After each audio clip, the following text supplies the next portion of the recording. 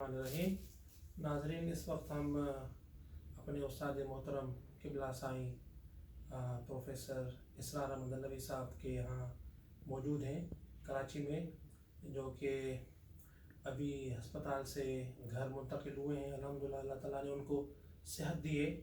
तो प्रोफेसर इसरार अहमद नदवी साहब की अभी ताज़ा किताब आई है सीरत के मौजू पर, मगाज़ी उर्वा बिन ज़ुबैर। ये आपके सामने, आप इसको देख सकते हैं।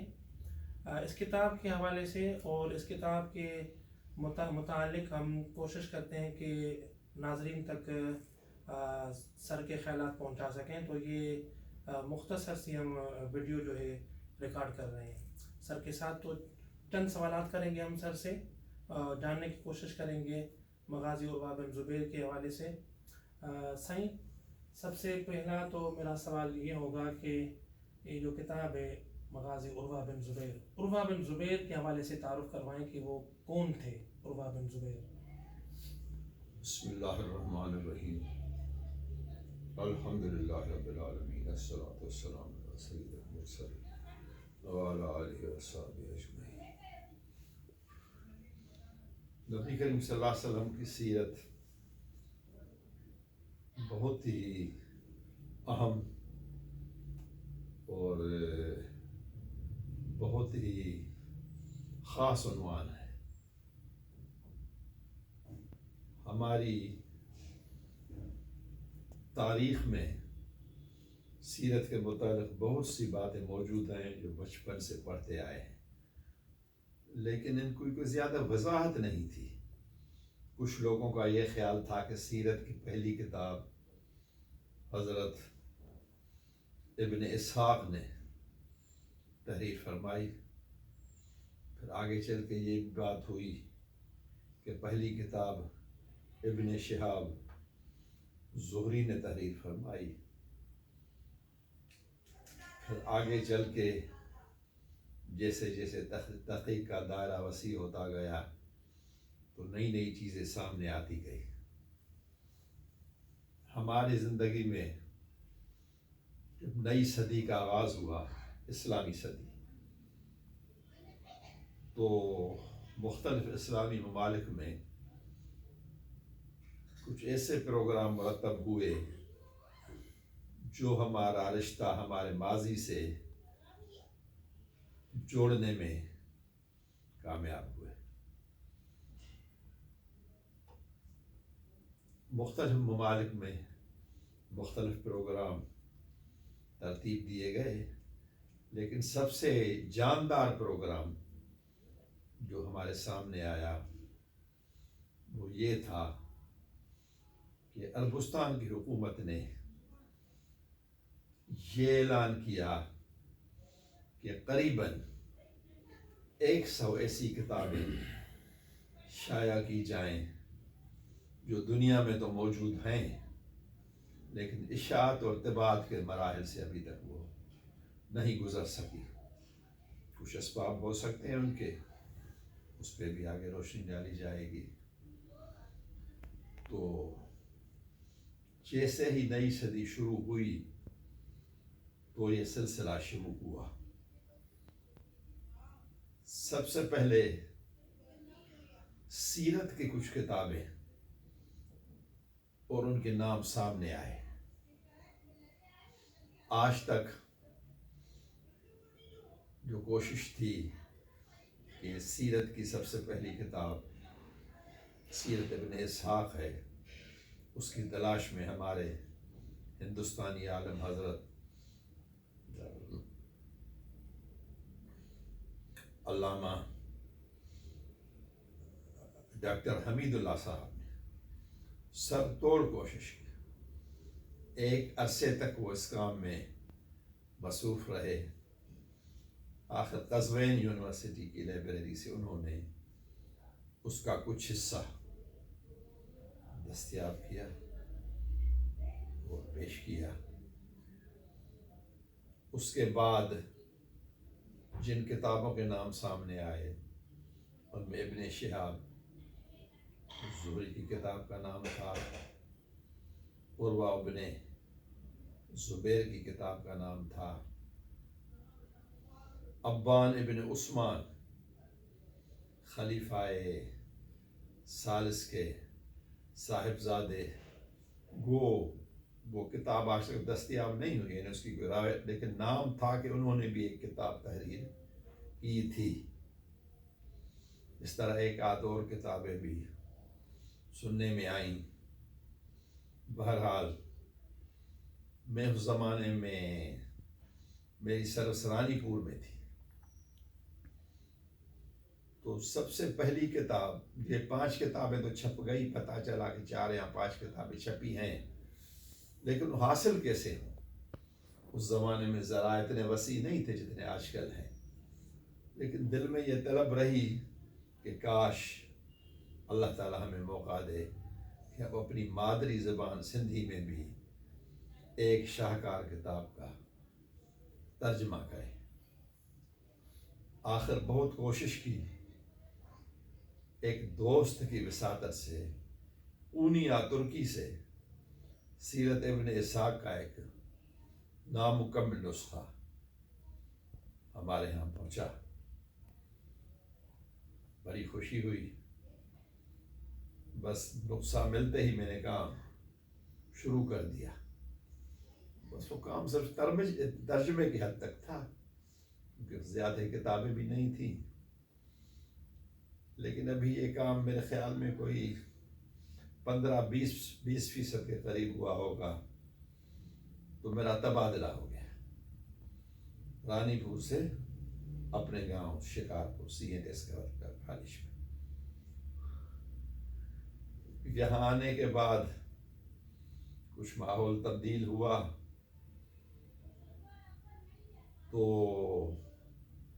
اس وقت میرے کچھ دوستوں نے مجھے شوق دلایا کہ سندھ کے ایک عالم ہیں، بہت بڑے عالم، حضرت مختوم محمد عاشق ٹھٹوی رحمۃ اللہ علیہ.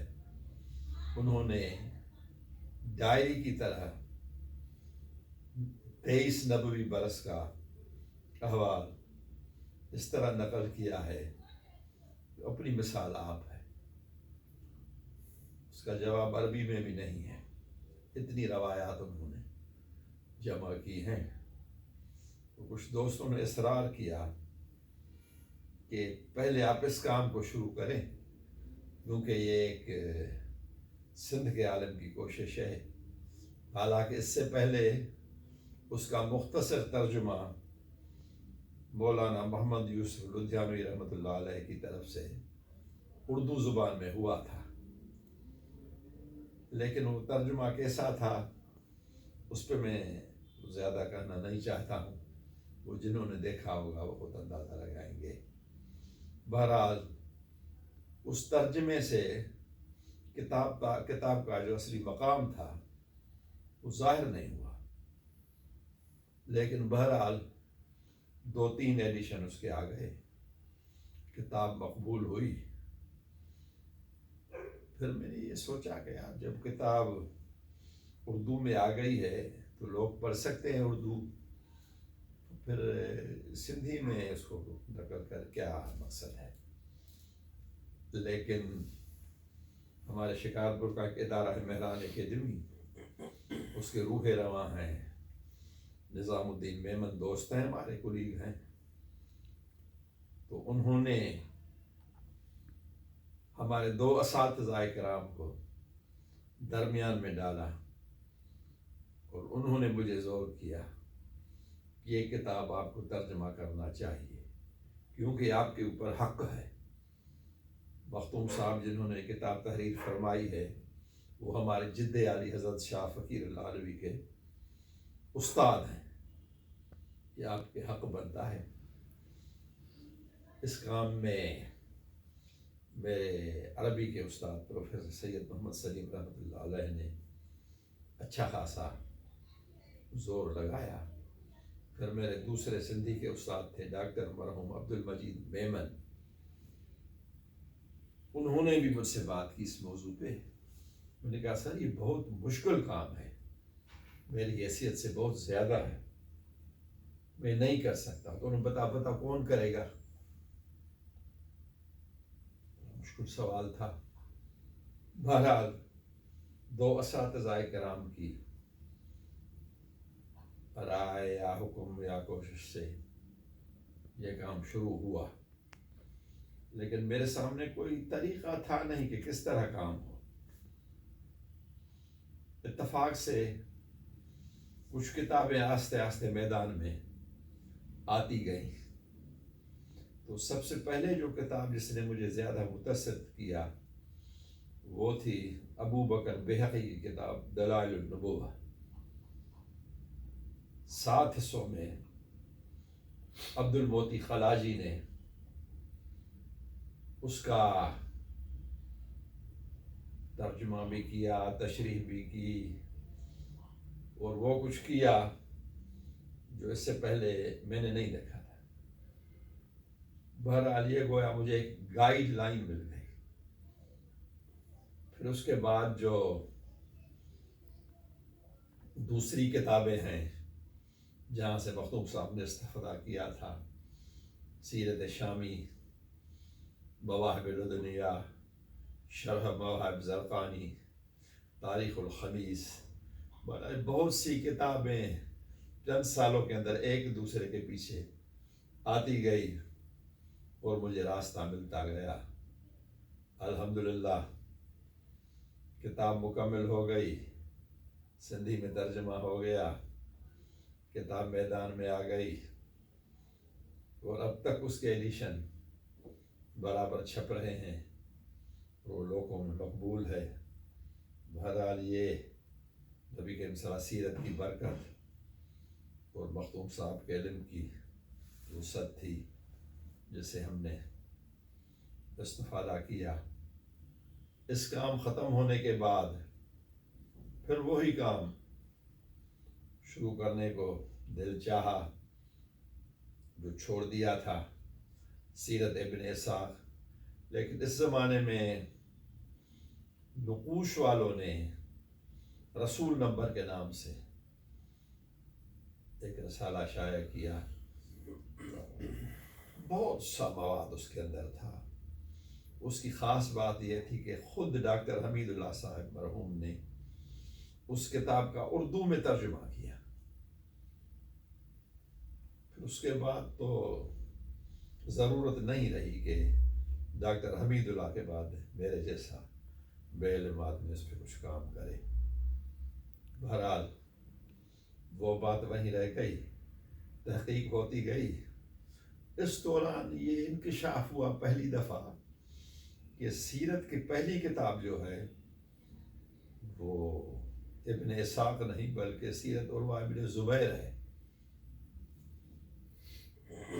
اس لیے دل نے چاہا اس کتاب پہ سندھی زبان میں کچھ کام کیا جائے. یہ تو خواہش تھی، مگر کتاب کہاں سے آئے؟ کتاب بہت ڈھونڈا، عرب میں، عجم میں، ادھر ادھر، کہیں بھی کتاب نظر نہیں آئی. آخر ایک دفعہ کڈیارو جانا ہوا. وہ ہمارے خاص دوست ہیں، آپ سب لوگوں کو جانتے ہیں، ڈاکٹر محمد ادریس سومرو صاحب. ان کی قاسمیہ لائبریری میں پہلے بھی میں جاتا رہا ہوں، اس وقت بھی گیا. مولوی صاحب بڑے شفیق آدمی ہیں، انہوں نے کچھ کتابیں نکال کے میرے سامنے رکھی تو میرے حیرت کی حد نہ رہی. اب ایک کتاب میں ہاتھ ڈالا تو وہ کتاب عروہ بن زبیر تھی، مغازی عروہ بن زبیر. اس کو جمع کیا تھا ہمارے ہندوستان کے مشہور عالم مولانا محمد مصطفیٰ اعظمی رحمۃ اللہ علیہ، ان کا بھی کچھ عرصہ پہلے ہی انتقال ہوا.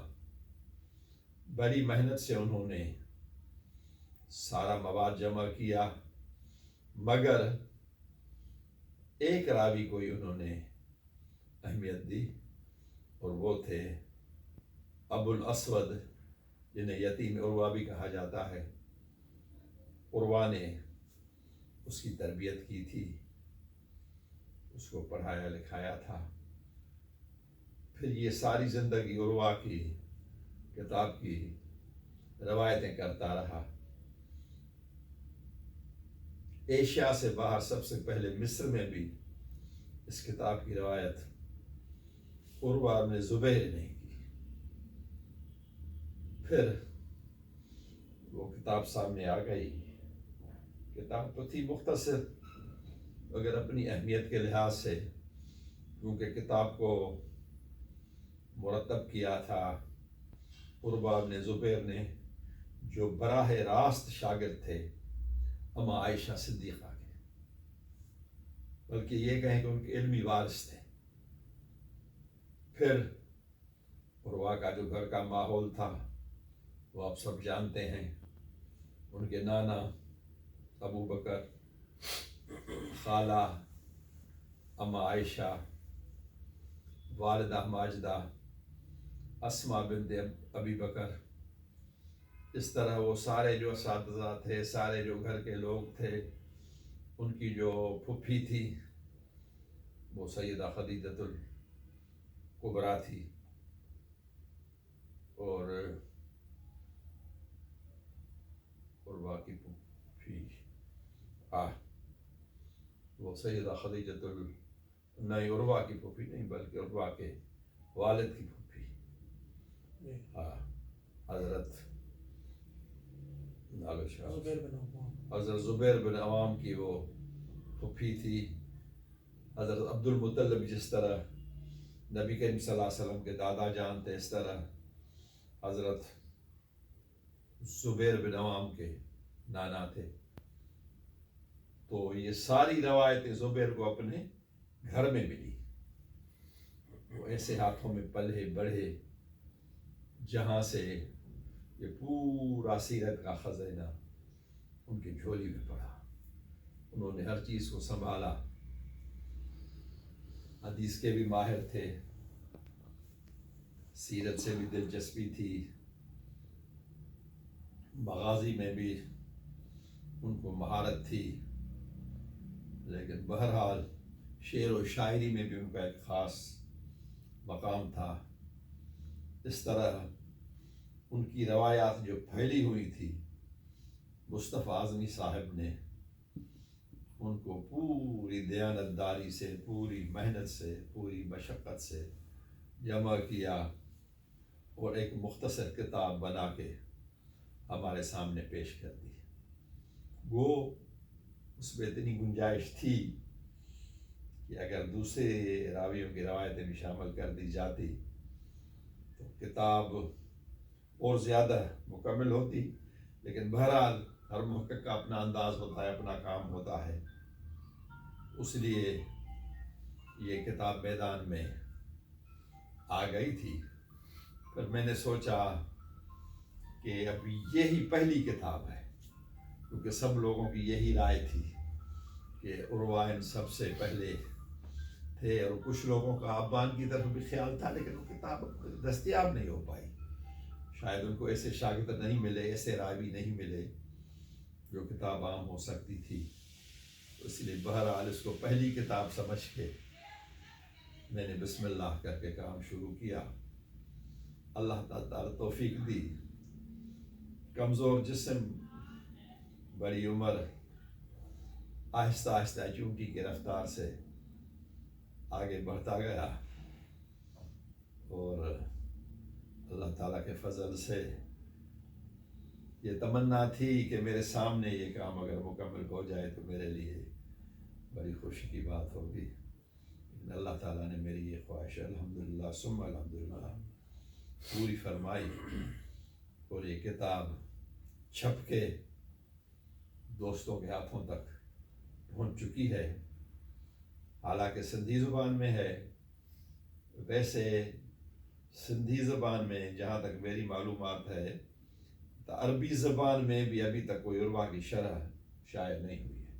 اچھا صحیح، اس کتاب کا اردو ترجمہ کوئی ہوا ہے اب تک؟ اس کتاب کا اردو ترجمہ ادارہ ثقافت اسلامیہ نے 2 دفعہ عبد الوکیل علوی صاحب کے نام سے ہوا، یا ان کی وساطت سے ہوا.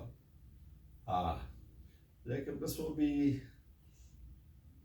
ترجمہ ہی ہے، باقی اس میں وہ کچھ نہیں ہے جو ہونا چاہیے تھا. تو لیکن ہم نے کوشش کی ہے کہ اس ترجمہ نہ ہو، ترجمے کے ساتھ شرح بھی ہو، کیونکہ یہ بنیادی کتاب ہے اور یہ باتیں ہمیشہ یاد رکھنے کی ہیں.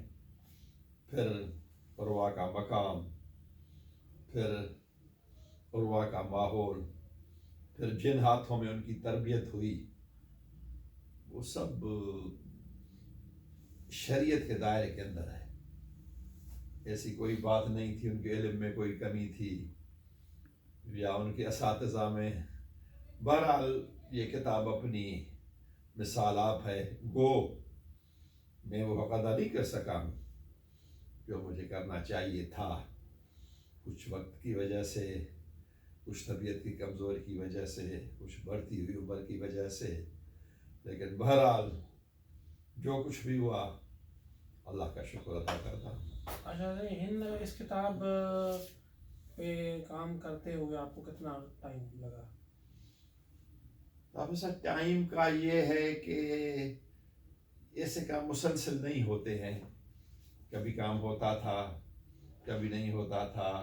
کبھی کسی کتاب کی درمیان میں ضرورت پڑ گئی، کتاب دستیاب نہیں ہے، پھر اس کے لیے کہیں جانا پڑا، کبھی عرب میں، کبھی عجب میں، کبھی ایران سے، کبھی ادھر سے، کبھی ادھر سے. تو کتابیں آتی گئیں تو کبھی کبھی کام رک بھی جاتا تھا. یہ نہیں ہے کہ دن رات. ہاں البتہ یہ ہے کہ ایسے کوئی مہینوں تک یا سالوں تک کام نہیں رکا ہے. کبھی مہینہ رک گیا، کبھی 2 مہینے رک گیا، لیکن پھر وہیں سے ہی کام شروع ہوا. اور وہ جو کچھ ہے وہ آپ لوگوں کے سامنے ہے. اس میں آپ کا کیا کام ہے؟ نیا کام یعنی کیا تحقیق؟ نیا کام یہ ہے کہ زیادہ تر یہ روایتیں ایسی ہیں جو سب سے پہلی بار ہمارے سامنے آئی ہیں، تو ان میں وضاحتوں کی ضرورت تھی. ان کی وضاحت کی جائے بنیادی کتابوں سے. مثلاً ہجرت ہے، ہجرت کی کیا اہمیت ہے. مثلاً نبوت ہے، انبیاء علیہ السلام کے لیے جانور چرانے کا بھی ایک باب ہے ان کی زندگی میں. ان کی بھی حکمتیں ہیں کہ جانور مختلف قسم کے ہوتے ہیں، کوئی طاقتور ہوتے ہیں، کوئی کمزور ہوتے ہیں، کوئی چھوٹے ہوتے ہیں، کوئی بڑے ہوتے ہیں، کوئی بیمار ہوتے ہیں، کمزور ہوتے ہیں.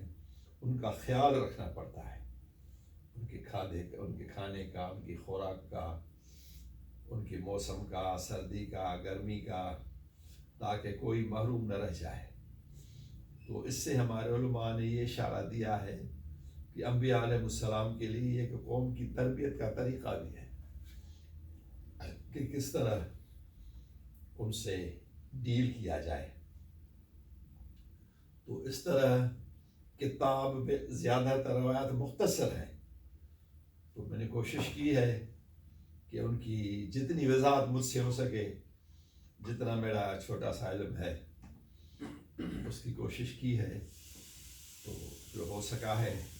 لیکن ابھی انشاءاللہ تعالیٰ زندگی رہی تو آئندہ اس میں اور اصلاح کی ضرورت ہے. اچھا یہ کام کرتے ہوئے آپ نے تقریباً کتنے مصادر و مراجع کو استعمال کیا ہے؟ میرے خیال میں 100 سے تو کم نہیں ہوں گے. بنیادی کتابیں، ویسے تو عام کتابیں بہت سی ہیں، لیکن کوشش ایسی کی ہے کہ جو بنیادی کتابیں ہیں جن کی ایک اہمیت ہے، جن کا ایک مقام ہے، تو کیوں کہ میں نے زیادہ تخریج تو نہیں کی ہے، کیونکہ باقی تو سب لکھنے والے عروہ کے بعد کے ہیں، ان سے تو تخریج نہیں ہو سکتی ہے. لیکن جو پہلے والے ہیں چند نام، ان کو بھی باقی حاشیے میں جو کچھ ہو سکا ہے، جتنے نام ہیں اصحاب بدر کے، اور کتاب کی تکمیل میں بہت سے دوستوں نے تعاون کیا. خاص طور پہ میں جناب عبدالشہید نعمانی صاحب کا شکریہ ادا کرتا ہوں. بہت ہی قیمتی اور معلومات مقدمہ انہوں نے لکھا. اس کے ساتھ ہمارے خاص دوست اور مہربان جنہوں نے مجھے کتاب کی کاپی بھی مہیا فرمائی، ڈاکٹر محمد ادریس سومر پنڈیاروی، ان کا بھی احسان مند ہوں. درگاہ پیر گوٹھ کے مفتی صاحب مفتی محمد رحیم سکندری، انہوں نے بھی کمزوری حالت میں نہایت مختصر معلوماتی مقدمہ لکھا. ڈاکٹر ثناء اللہ بھٹو صاحب نے بھی مغازی کی تاریخ کے اوپر بہت سارا مواد جمع کیا. بہرحال جو کچھ بھی ممکن ہو سکا وہ آپ کے سامنے ہے. ظاہر انسانی کوشش ہے، کمی کوتاہی اس کے اندر ہوگی تو اہل علم سے درخواست ہے کہ وہ نشاندہی فرمائیں گے تاکہ آئندہ ایڈیشن میں اس کی کچھ اصلاح ہو سکے. جزاک اللہ خیر سر، بہت بہت شکریہ سر.